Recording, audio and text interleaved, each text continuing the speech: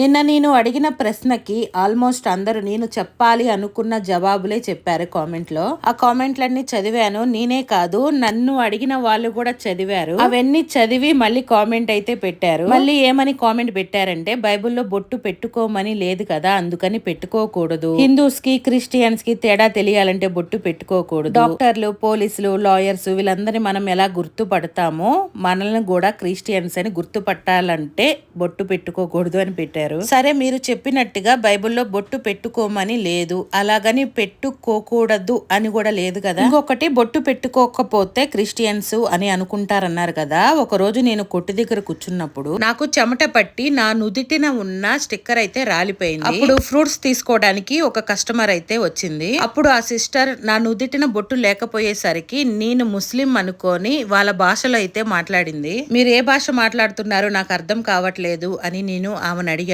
అప్పుడు ఆమె, నువ్వు ఒక ముస్లిం అయ్యుండి నీకు ఉర్దూ భాష తెలీదా అని అడిగింది. నేను ముస్లిం కాదమ్మా, క్రిస్టియన్ అని చెప్పాను. అప్పుడు ఆ సిస్టర్ సారీ సిస్టర్ అనింది. బొట్టు లేకపోతే హిందూ అనుకోవాలి గాని ముస్లిం అని ఎందుకు అనుకున్నారు? మీరు బొట్టు గురించే మాట్లాడతారు. చౌలీలు పెట్టుకోవద్దని బైబిల్లో లేదు, గాజులు వేసుకోవాలి వేసుకోకూడదని లేదు, ఇంకా చాలా ఉన్నాయి. వాటన్నిటిని గురించి మాట్లాడకుండా ఒక బొట్టు గురించే మాట్లాడతారు ఎందుకు? మనం తప్పు పెట్టే కొందికి అన్ని తప్పులాగే కనిపిస్తాయి.